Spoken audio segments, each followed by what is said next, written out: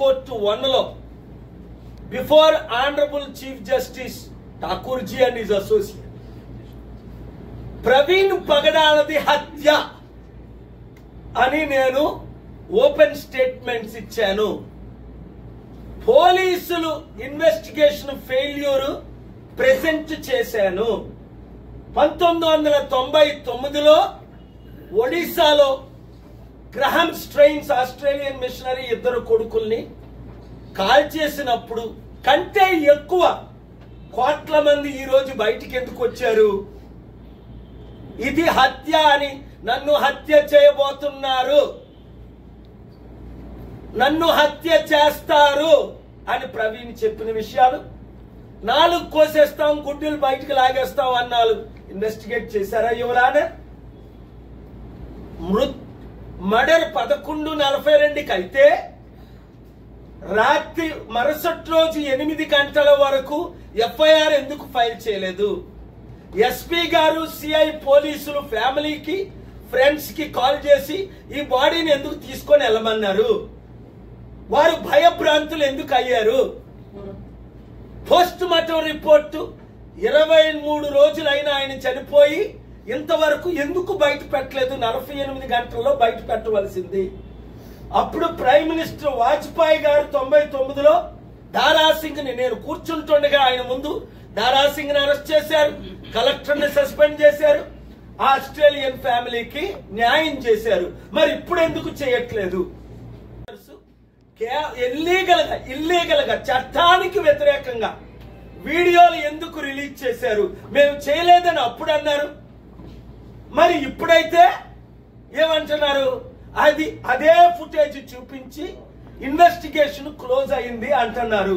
Post mortem report release చేయకుండా investigation ఎలా close అవుతుంది? లింకులన్నీ కనెక్ట్ చేయకుండా ఇన్వెస్టిగేషన్ ఎలా క్లోజ్ అవుతుంది? మేమిచ్చిన డైరెక్షన్ లో హర్ష్ కుమార్ గారు ఇచ్చిన ఎవిడెన్స్లతో ఇన్వెస్టిగేషన్ చేయకుండా రాత్రి నేను హర్ష్ కుమార్ గారితో మాట్లాడాను. వారిచ్చిన ఇన్ఫర్మేషన్ తో ఇన్వెస్టిగేషన్ ఆ కోణంలో, హత్య అని కోణంలో వాళ్ళు ఎందుకు చేయలేదు? ఇది యాక్సిడెంట్ అని ముందు నుంచి ఎందుకు చూపిస్తున్నారు? చంద్రబాబు నాయుడు గారు ఎస్పీతో 45 నిమిషాలు ఈ విషయంలో ఏం మాట్లాడారు? మీరు దేవుణ్ణి తప్పించుకోగలరా? దేవుని ఉగ్రత తప్పించుకోగలరా? ప్రవీణ్ పగడాల రక్తం దేవునికి మొర పెట్టట్లేదా?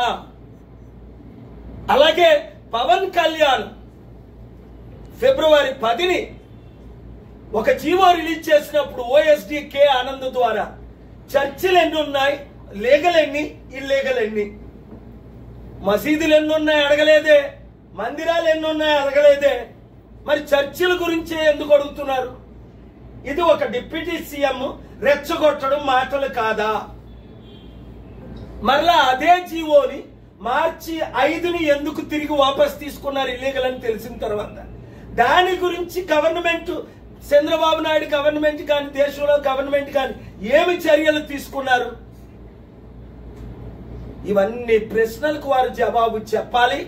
లేదు అంటే భారతదేశం ఇప్పుడే 158వ స్థానానికి వెళ్ళిపోయింది, 197వ స్థానానికి వెళ్ళిపోద్ది. ఇండియాలో ఉన్న టార్చర్, పెర్సిక్యూషన్ ప్రపంచంలో ఎక్కడా లేదు. ఈ రోజు నా మిత్రుడు కపిల్ సిబల్, ప్రవీణ్ పగడాల సుప్రీం కోర్టులో వాళ్ళు వేసిన pillow party in person appear అవ్వాలి. ఇది ఎంత సీరియస్ మ్యాటర్? ఇన్వెస్టిగేషన్ ఎంత ఖచ్చితంగా క్లియర్ గా జరగాలి. భయపెడతారు, ఎవరిని భయపెడతారు? ఎవరు భయపడతారు? ప్రశ్నించిన వాళ్ళని భయపడతారా? ప్రశ్నించిన వాళ్ళు నోరు మూయిస్తారా? ఎంతమంది నోర్లు మీరు మూయిస్తారు? అందుకనే సిబిఐ ఎంక్వైరీ అవసరం. లేదంటే సిట్టింగ్ జడ్జి సిబిఐ ఎంక్వైరీ ద్వారా నేను నా దగ్గర ఉన్న ఫ్యాక్ట్స్ వారికి చెప్తా. ఎందుకంటే ఆంధ్రప్రదేశ్ పోలీసు శ్రీనివాస అనే సర్కిల్ ఇన్స్పెక్టర్, ఇప్పుడు డిఎస్పీ, అటెంప్ట్ మర్డర్ కేసు నా మీద పెట్టాడు. తర్వాత క్షమాపణ చెప్పాడు. నేను లేకుంటే అటెంప్ట్ మర్డర్ ఏంటి? కత్తులు లేవు, కడారు లేవు, నేను లేను, విక్టిమ్ లేడు అంటే ఆంధ్రప్రదేశ్ పోలీసులు అప్పుడు చెప్పిన గవర్నమెంట్ ఇప్పుడు చెప్పిన గవర్నమెంట్ ఎన్ని వ్యతిరేక ఇల్లీగల్ కేసులు పెడుతున్నారు.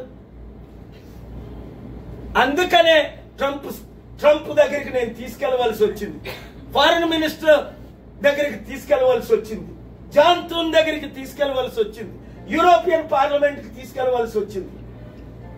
ఎందుకంటే ఇలాంటి ప్రవీణ్ పగడాలని ఎంతమందిని మీరు చంపడానికి ప్రయత్నిస్తున్నారు. ఎందుకంటే న్యూస్ లో చూస్తున్నాను 110 మంది ఉన్నారు, లిస్ట్ లో 15 మంది ఉన్నారు, ఈ ఎంపీలు చేస్తున్నారు, ఆ ఎమ్మెల్యేలు చేస్తున్నారు. నాకైతే సత్యం తెలియదు. అప్పుడు 99లో ఆస్ట్రేలియన్ మిషనరీకి అన్యాయం జరిగినప్పుడు నేను ఫైట్ చేశాను, న్యాయం చేశాను. ఇప్పుడు ప్రవీణ్ పగడాల విషయంలో అవినీతి అన్యాయం జరిగింది కాబట్టి ఆయనకు ప్రొటెక్షన్ ఇవ్వలేదు సరికదా, ఆయన కాపాడలేదు సరికదా, ఆయన్ను ఒక త్రాగుబోతుగా ఆర్టికల్ 21 వయలేషన్ చేస్తూ ఆయన చనిపోయాడని తాగేశాడు. తాగినప్పుడు మీ పోలీసు 3 గంటలు ఇక్కడ ఏం చేశాడు? ఆయన ఎందుకు అరెస్ట్ చేయలేదు? ఆయనకి ఎందుకు నోటీస్ ఇవ్వలేదు? ఆయన వెహికల్ ఎందుకు సీజ్ చేయలేదు? 3 గంటలు మీ సబ్ ఇన్స్పెక్టర్ మాట్లాడాడు కదా విజయవాడలో, దానికి జవాబు లేదు. మీరు తాగారు అంటున్నాడు, ఎక్కడి నుంచో బయలుదేరాడు, హైదరాబాద్ నుంచి తాక్కొస్తున్నాడు, ఇక్కడ రాబోయేసారి 2 సార్లు పడిపోయాడు అంటున్నారు. మరి పడిపోయినాడు మీరు ఎందుకు హాస్పిటల్ తీసుకెళ్ళా? పడిపోయినాడు మీరు ఎందుకు అరెస్ట్ చేయాలా? పడిపోయినాడు మీరు ఎందుకు ట్రీట్మెంట్ ఇవ్వాలా? పడిపోయినాడు వెహికల్ ఎందుకు ఆపలేదు? ఇలాంటి ప్రశ్నలు నేను 22 ప్రశ్నలు అడిగాను, ఒకదానికైనా జవాబు చెప్పారా? కనుక మీడియా మిత్రులారా, దైవజనులారా, పబ్లిక్ ఇన్ కామన్ సత్యం బయటికి వస్తుంది అని నాకు నమ్మకం ఉంది. వివేకానంద రెడ్డి కేసులో తారుమారు చేసేసి 6 సంవత్సరాలు అయింది.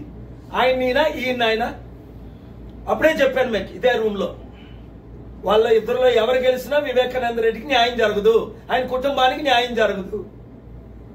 ఆయన చేశాడని ఈయన అంటాడు, ఈయన చేశాడని ఆయన అంటాడు. ఎవరు చేశారు? ఇంత ఇంట్లో దారుణంగా హత్య చేసేస్తే ఈ రోజుకి ఎవరు చేశారని సిబిఐ కూడా ఫెయిల్ అయింది. ఇప్పుడు FBI ఎంక్వైరీ చేయిస్తాం, ఇంటర్నేషనల్ ఎంక్వైరీ చేయిస్తాం, ఇంటర్నేషనల్ కోర్ట్ ఆఫ్ జస్టిస్ కి వెళ్తాం.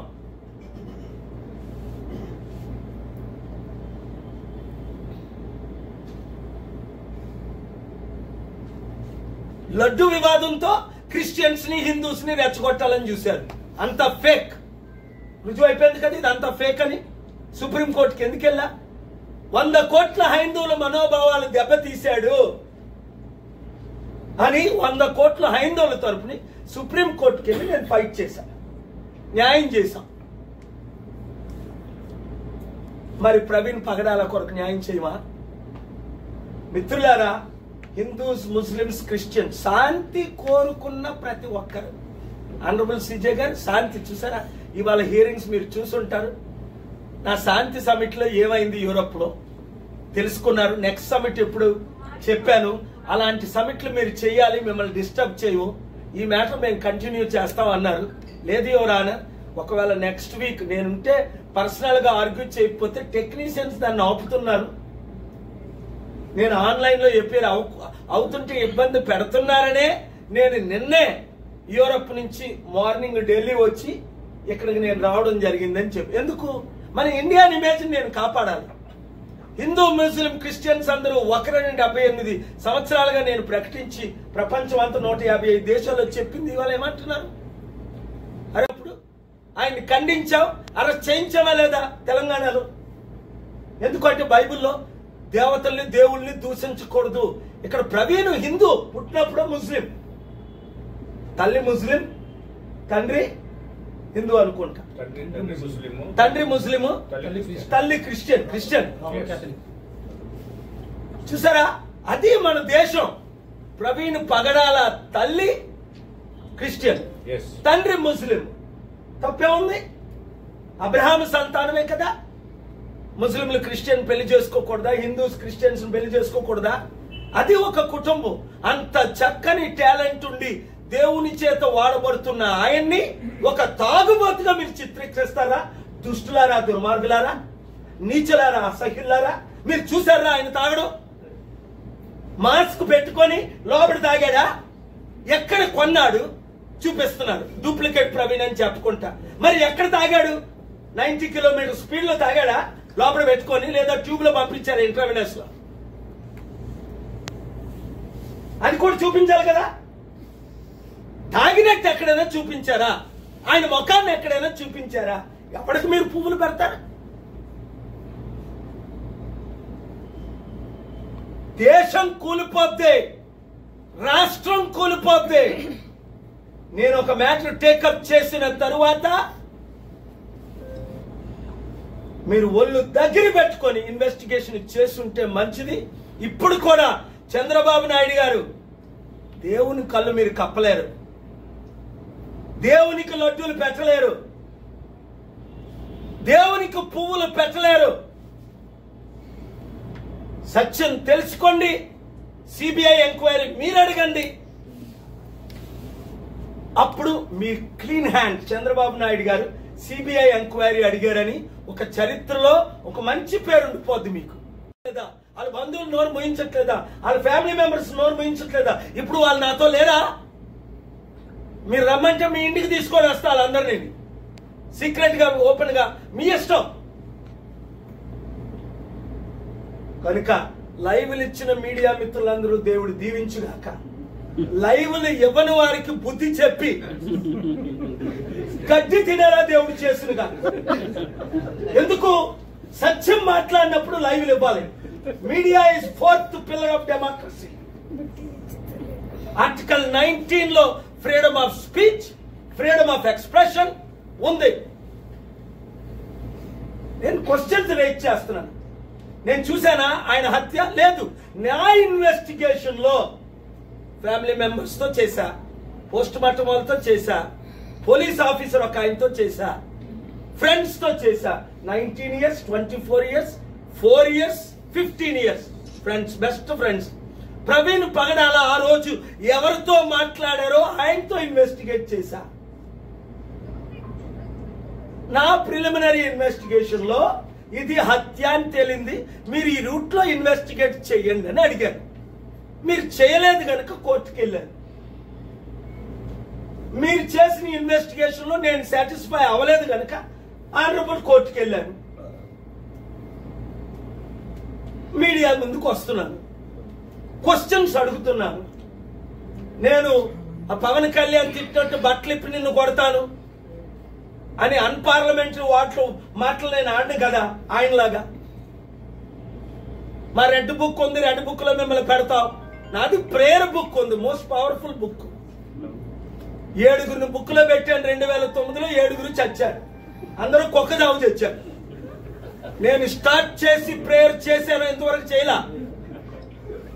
పిండి అయిపోతాను, ముక్కలు అయిపోతాను. ఇక్కడ బటన్ నొక్కితే అక్కడి నుంచి బాంబులు పడతాయి. God's power is the mighty power. Chandrababu Naidu గారు గుర్తుందా? 97లో మీరు ఏమన్నారో? అంజనీ కుమార్ మీ అప్పుడు కమిషనర్కి వచ్చారు. వర్షం పడుతుంది, గ్రౌండ్స్ లో లక్షల మంది వెళ్ళిపోతున్నారు. మీరు పైన కూర్చున్నారు, పెద్దలందరూ కూర్చున్నారు.